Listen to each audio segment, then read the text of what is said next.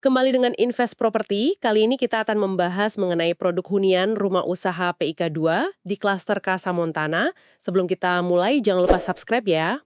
Oke, kita langsung aja nih ya. Fokus kita kali ini tuh ke satu produk yang cukup unik di PIK 2, namanya rumah usaha, atau sering juga disebut bis home. Ini ada di klaster Casa Montana. Betul, bis home. Jadi konsepnya itu hunian yang sekaligus bisa jadi tempat usaha gitu ya? Iya, benar. Nah, info kita ini sumbernya dari press list resmi, ini update per 18 Agustus 2025, sama dari brosur detailnya si Casa Montana ini. Jadi datanya lumayan lengkap lah.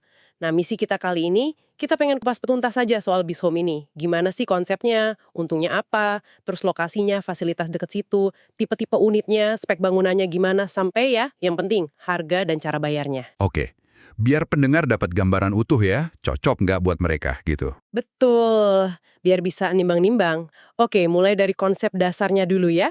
Jadi, bis home ini bukan rumah biasa. Kalau lihat di materi promosinya, bangunannya itu 3 lantai. 3 lantai ya? Iya, 3 lantai. Lantai dasarnya itu khusus buat ruang usaha. Nah, lantai atasnya baru buat area tinggal pribadi. Tagline-nya juga unik, start your biz, then take a nap.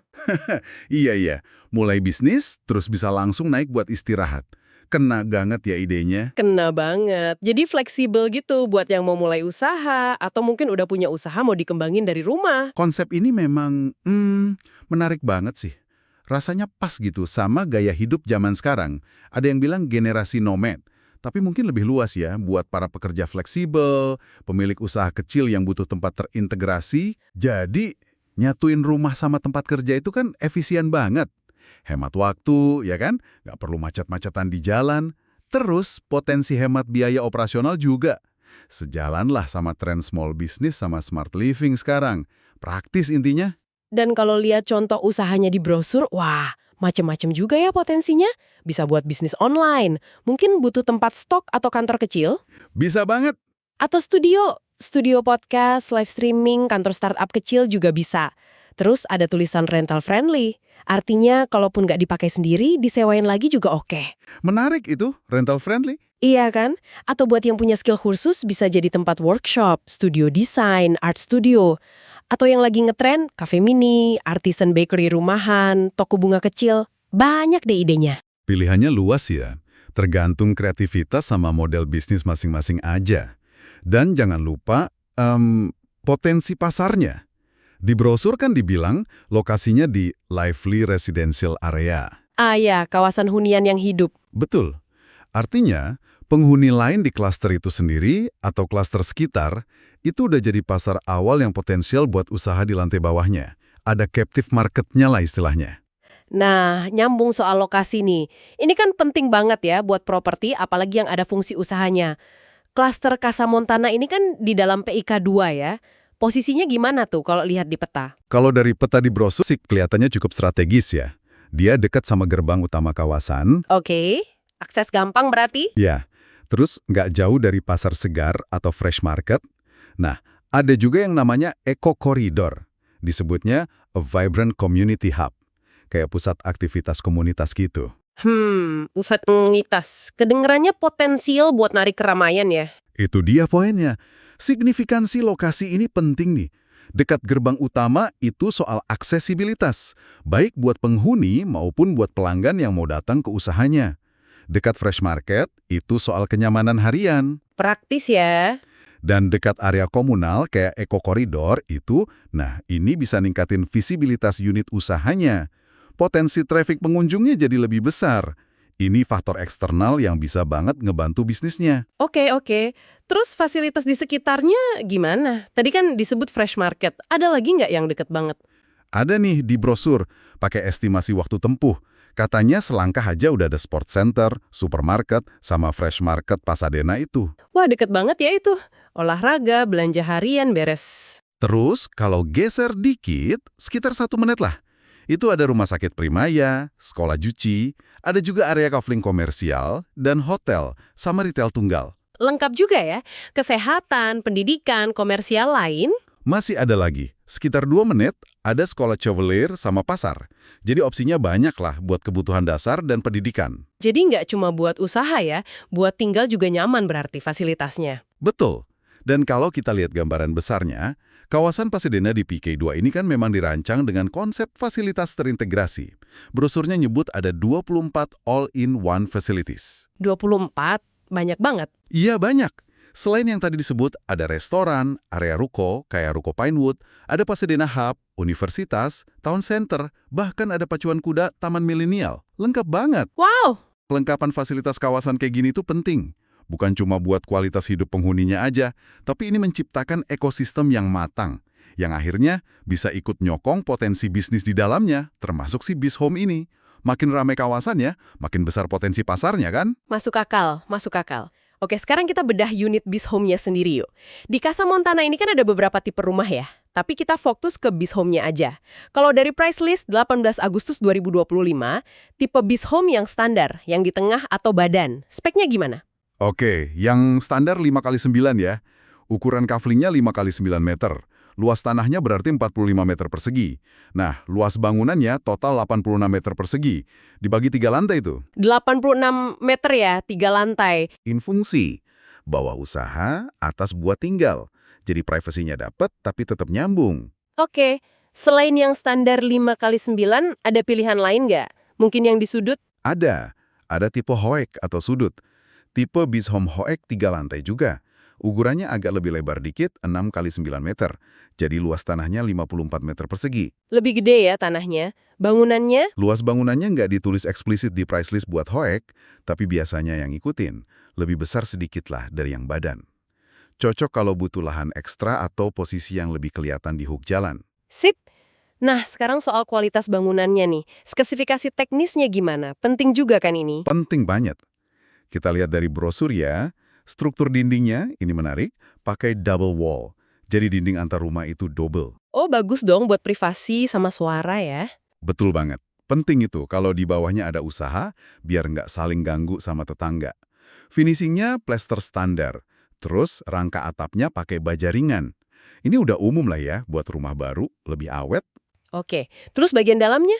Lantai, plafon? Lantai utamanya pakai homogeneous style ukuran 60x60. Ini jenis keramik yang bagus, biasanya lebih kuat, nggak gampang gores, kelihatannya juga lebih modern, mulus gitu. Plafonnya pakai rangka metal furing sama papan gypsum. Standar bagus juga ini. Pintu sama jendelanya gimana? Kusen luar pakai aluminium, tahan cuaca.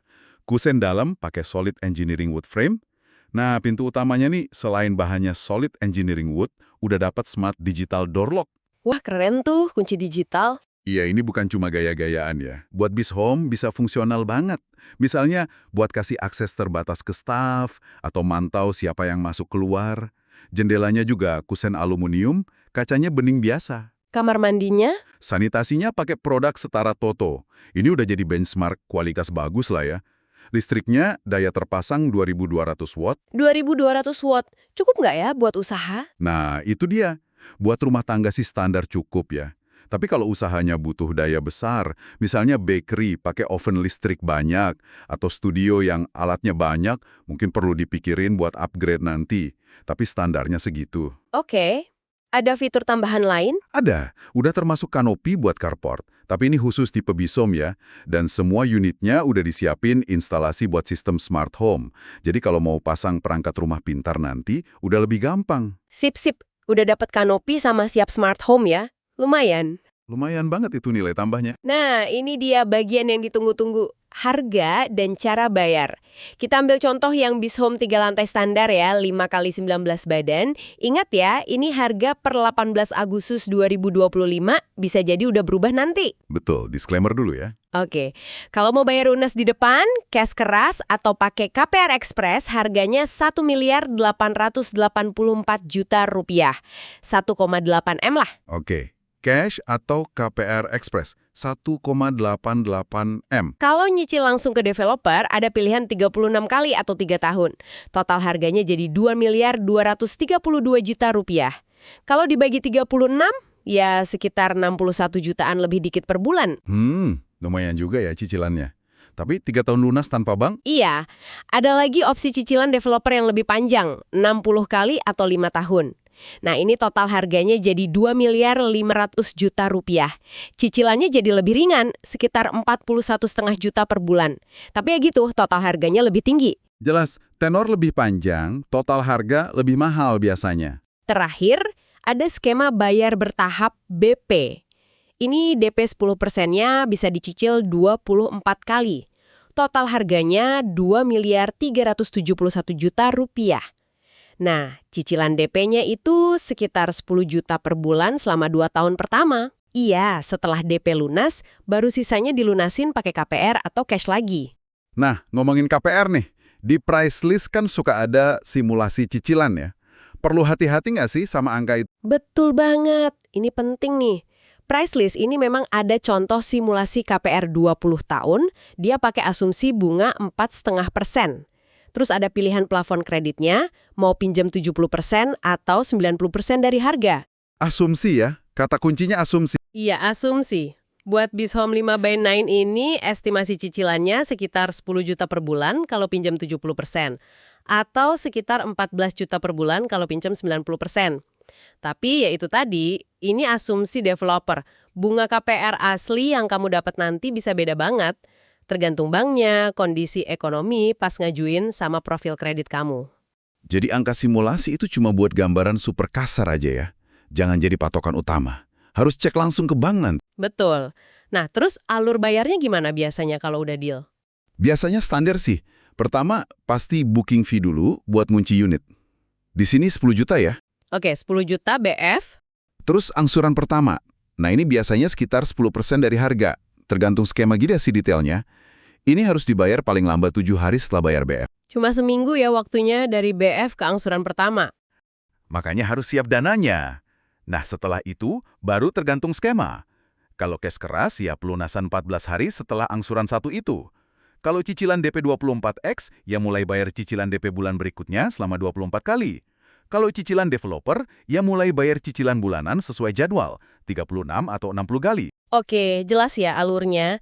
Ada lagi nggak poin penting soal harga atau pembayaran ini dari price list? Kayak syarat ketentuan gitu. Ada beberapa yang perlu banget diperhatiin. Pertama, soal telat bayar angsuran satu tadi.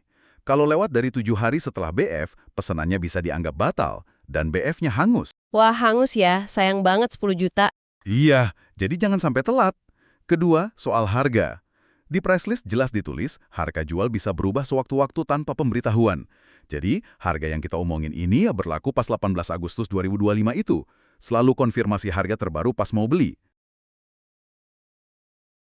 Ketiga, apa aja yang udah termasuk di harga jual? Ini udah termasuk biaya IMB, sambungan air pump, instalasi listrik 2200 watt, kanopi carport yang khusus Bizhome tadi, sama PPN 11% buat tanah dan bangunan. PPN udah masuk ya? Oke. Nah, yang keempat, ini juga krusial. Biaya yang belum termasuk. Ini harus disiapin anggarannya sendiri di luar harga rumah. Apa aja tuh biasanya? Biasanya itu biaya balik nama sertifikat sama jasa notaris buat AJB-nya. Terus BPHTB, pajak pembeli itu, biaya pengelolaan lingkungan atau IPL bulanan. Sama ya mungkin biaya lain kalau ada aturan baru dari pemerintah. Lumayan juga ya perintilan biaya lainnya ini. Harus dihitung benar-benar berarti. Harus banget, biar nggak kaget nanti total pengeluarannya. Oke deh, udah cukup lengkap ya kita kupas soal Bizhome Casa Montana ini. Mulai dari konsepnya yang unik, gabungin rumah sama usaha. Praktis banget ya. Lokasinya juga oke di PIK 2, kawasan yang lagi naik daun banget. Fasilitasnya seabrek, spesifikasi bangunannya juga modern. Ada double wall, smart lock, kanopi, siap smart home pula. Udah cukup kekinian lah speknya. Tipe unitnya fokus ke Bizhome 3 lantai, ada standar, ada hook. Cara bayarnya juga ada beberapa pilihan, dari cash, KPR, sampai cicilan developer yang panjang. Jadi intinya sih, ini bisa jadi pilihan menarik buat kamu yang lagi cari solusi rumah sekaligus tempat usaha di satu tempat. Lokasinya juga potensial. Iya. Kalau kita lihat dari kacamata yang lebih luas ya, properti kayak Bizhome ini kan sebetulnya cerminan developer yang coba jawab kebutuhan zaman sekarang. Orang makin butuh fleksibilitas, efisiensi ya kan, pengen kerja sama tinggal itu deketan, gak ribet. Benar. Nah, ini peluang buat pengusaha, pekerja kreatif, freelancer, siapa aja lah yang pengen punya basis di rumah, tapi tetap produktif. Apalagi lokasinya di PIK 2, yang kita tahu pengembangannya masif banget ke depan. Konsep ini kayak nangkep semangat zamannya gitu. Menarik, menarik. Nah, sebagai penutup nih, mungkin ada satu hal buat direnungkan sama pendengar ya. Kan sekarang makin banyak nih yang kerja remote, usaha rumahan juga makin gampang karena teknologi. Menurutmu, model hunian multifungsi kayak Bis Home ini bakal ngubah cara kita lihat ruang nggak sih? Pertanyaan bagus tuh. Batas antara rumah sama kantor kayaknya bakal makin kabur ya. Apa implikasinya nanti buat desain rumah, buat gaya hidup kita ke depan? Sesuatu buat dipikirin aja sih. Menarik banget buat direnungkan itu. Gimana ruang hidup kita beradaptasi ya? Oke deh, punya pertanyaan soal rumah usaha PIK2 di Kasamuntana ini? Langsung aja tulis di kolom komentar di bawah ya. Dan jangan lupa subscribe untuk mendapatkan info properti baru launching. Sampai jumpa!